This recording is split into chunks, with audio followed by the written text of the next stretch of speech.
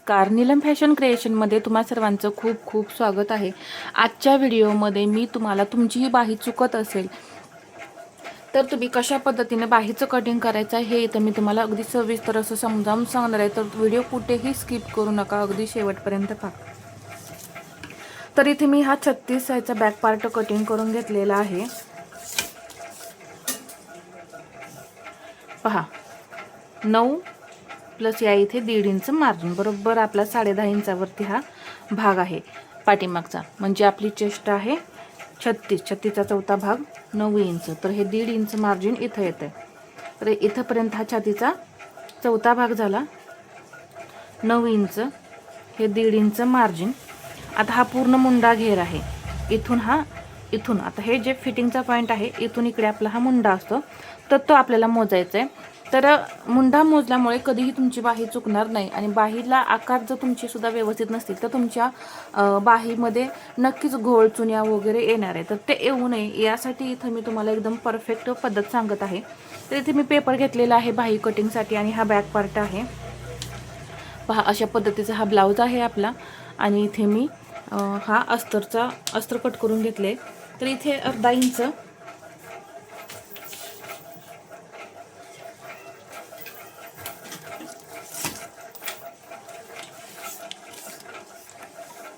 इथे पहा, अर्धा इंच जे आहे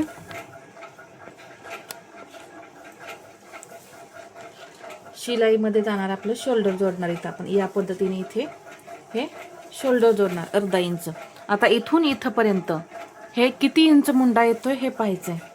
तर मी इथून पहा, हे आपण मुंडा कटिंग केलाय ना, इथूनच हे आपल्याला मुंडा घेर मोजायचा आहे. तर अशा पद्धतीने अगदी हळूहळू टेप फिरवत पहा, बरोबर 8.5 इंच मुंडा घेर आलाय. कुठंपर्यंत? इथंपर्यंत, जिथं आपलं छातीचं मार्किंग आहे इथंपर्यंत 8.5 इंच बरोबर मुंडा घेर आलेला आहे. मी अजून एकदा तुम्हाला मोजून दाखवते.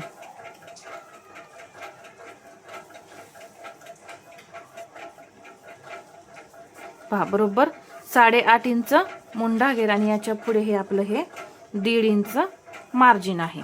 तर आता इथे आपण हा बॅक पार्ट बाजूला ठेवूया आणि बाहीचं कटिंग कसं करायचं हे पाहूया.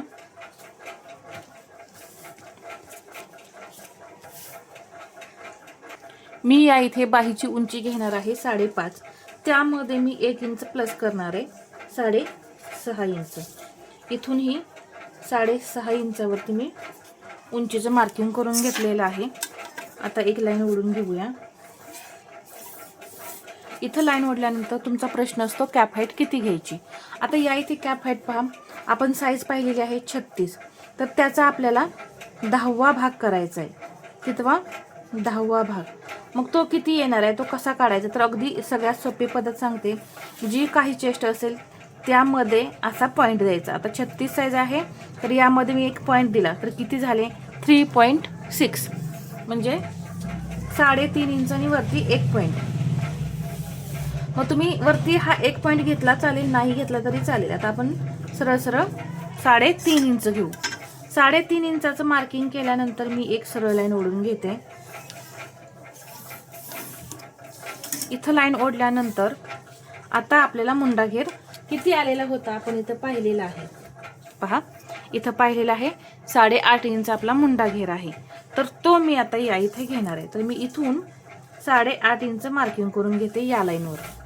इथंपर्यंत आपला हा बरोबर 8.5 इंच मुंडा आला. आणि याच्या पुढे हे 1.5 इंच मार्जिन. हे 1.5 इंच जे मार्जिन आहे ते तुम्ही नंतर आकार दिल्यानंतर सुद्धा घेतलं तरी चालेल. ठीक आहे. आता इथून मी हे 8.5 इंच जे मार्किंग केलंय, इथे एक अशी तिरकी लाईन ओढून घ्यायची. तिरकी लाईन ओढल्यानंतर मी इथे 2 इंच 2 इंच आणि हे 2 इंच असे 3 पॉईंट दिले. पण हा 2 इंचाचा पॉईंट आहे, हा 2 इंचाचा पॉईंट आहे आणि हा 2 इंचाचा. मग हे बाकीचा हा जे पहिला भाग येतोय, मग हा 2.5 इंचाचा येतोय, तर तो कितीही येऊ दे तो तसाच ठेवायचा. आता इथं मी घेणार आहे अर्धा इंच. किती घेतला हा पॉईंट? अर्धा इंच घेतलेला आहे.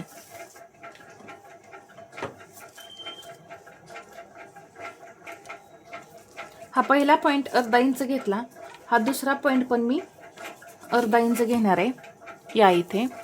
आणि हा तिसरा पॉईंट आहे, हा अर्धा इंच असा खाली घ्यायचा. ठीक आहे, 1 2 आणि हे 3 पॉईंट झाले. आता इथे आपल्याला आकार देण्यासाठी 1 इंच घ्यायचं आहे. किती घ्यायचं आहे? 1 इंच. आता आकार कसे देणार आहे पहा. या 1 इंचापासून हा पहिला पॉईंट आहे, यावरती लाईन जोडायची, परत इकडे असं यायचं सेंटरवरती आणि इथून असं हा जो खालचा आपण पॉईंट दिलाय तिथे येऊन मुंड्याचा घेर आहे इथपर्यंत यायचं. आता हा पहिला पॉईंट होता आपला, याच्यावर एक पाव इंच पॉईंट देऊन घ्या, म्हणजे आपल्याला बाहीचा जो दुसरा आकार आहे तो तयार करता येतो. तर या 1 इंचापासून पहा इथं पाव इंच, परत हा अर्धा इंचाचा पॉईंट आणि हा 3 नंबरचा जो पॉईंट आहे यावरती असा आणायचा आकार आणि इथून खाली असं डाऊन करून हा आकार बरोबर जोडायचा. तर किती परफेक्ट हा आकार आपला तयार होतोय. हा पुढचा आकार सुद्धा तयार होते, म्हणजे जसा तुम्हाला पानाचा आकार हवाय तसाच आकार इथं तयार होतोय. इथं तुमचे आकार अजिबात बिघडणार नाहीत हे पॉईंट घेतल्यामुळं. जर कोणी नवीन शिकणारं असेल, त्यांना बाहीचे आकार देता येत नसतील किंवा तुमच्या बाहीमध्ये घोळ चुन्या वगैरे येत असतील तर ही पद्धत वापरा. पहा, खूप छान अशी बाही बसते. तर पहा, हे पॉईंट घेतल्यामुळं बरोबर हे गॅप जो आहे तो असा आपला बरोबर येतो. आता हे 1.5 इंच इथं आपण मार्जिन घेतलेलंच आहे. दंडघेर घ्यायचा आहे. दंडघेर आहे 6.5. तर इथून मी 6.5 इंच पहा इथं मार्किंग करून घेतलं आणि याच्या पुढे हे 1.5 इंच मार्जिन, इथं हे 1.5 इंच मार्जिन. आता अजून एक पॉईंट मला काय सांगायचं आहे पहा, जसं की मी नेहमी सांगते परंतु मी कधी ब्लाऊज पीसवरती दाखवलं नाही. आता हे जे 1.5 इंच मार्जिन इथं पहा, इथून इथंपर्यंत 9 इंच, त्याच्या पुढे 1.5 इंच मार्जिन आहे. जर इथं तुमचं 2 इंच मार्जिन असेल इथून इकडे, तर तुम्ही इथे सुद्धा हे 2 इंच घ्यायचं आहे. हे 2 इंच असेल तर हे 2 इंच घ्यायचं आहे. हे अंतर 1.5 इंच असेल तर हे सुद्धा अंतर 1.5 इंच घ्यायचं आहे, नाहीतर बाही परत कमी पडू शकते. हे पॉईंट घेतल्यानंतर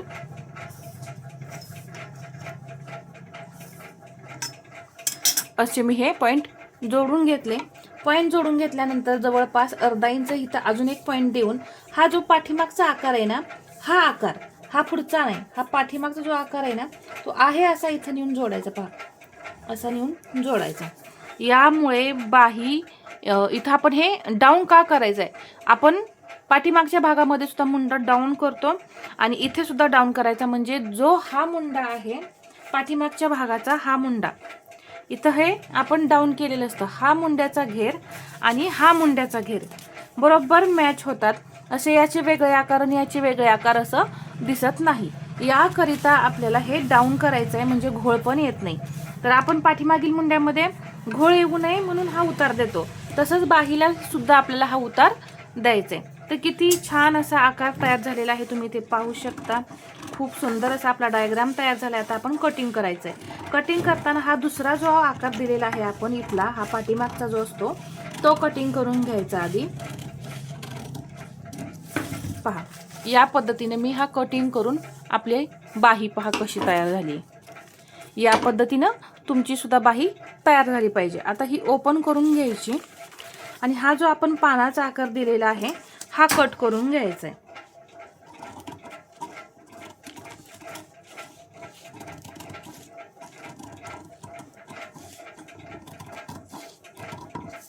बरोबर हा कटिंग करून काढायचा. असा हा आकार आपला पहा, बरोबर हा पानाचा किंवा माशाचा आकार आहे तो असा कट होऊन निघाला. आता ही जी बाही आपण कट केलेली आहे ही बरोबर आहे की नाही हे चेक करण्यासाठी परत आपण हा भाग घ्यायचा. आता इथं पहा, तुम्ही जेव्हा बाही जोडता त्यावेळेस तुम्हाला समजणारच आहे की हे आपलं शोल्डरमध्ये जाणार आहे जोडण्यासाठी. आता इथून आपल्याला ही बाही चेक करायची. तर चेक करताना कधीही, आता हा आपला पुढचा मुंडा आहे, पुढच्या मुंड्याला पुढचा मुंडाच मॅच करायचा आणि मागच्या मुंड्याला मागचा मुंडा मॅच करायचा. आता इथं हा आपला कोणता मुंडा आहे? मागचा. तर आपण बाहीचा सुद्धा मागचा मुंडा घेणार आहे. तर इथे सेंटर आहेच, पहा इथे हा सेंटर आहे. आता हा सेंटर जो आहे इथे शोल्डर जोडतो इथं ठेवायचा आणि बरोबर असं हे बाही ठेवत असं बरोबर मॅच करत जायचं आणि इथं बाही जोडायची. तर बाही आपली बरोबर येणार आहे. तर इथे मी जे हे जे पॉईंट आहेत ते आधी देऊन घेते. पहा कोणते? फिटिंगचे पॉईंट बरोबर मॅच झाले पाहिजेत. आता परत एकदा मी पहा, इथं आता तुम्हाला हा नॉच दिसतोय. आता मी परत एकदा ही बाही तुम्हाला अशी मोजून दाखवते. पहा, बरोबर हा पॉईंट मॅच झाला आणि इथे सुद्धा हा पॉईंट आपला मॅच झाला. इथं तुम्हाला फिटिंगचा नॉच दिसतोय का? पहा, हा नॉच आहे इथे, हा आणि हा असा मॅच झाला पाहिजे. तर ही बाही आपली बरोबर कटिंग झालेली आहे. म्हणजे तुमची बाही आता कमी पण पडणार नाही आणि जास्त पण नाही होणार आणि बाहीचे आकार सुद्धा परफेक्ट येणार आहेत.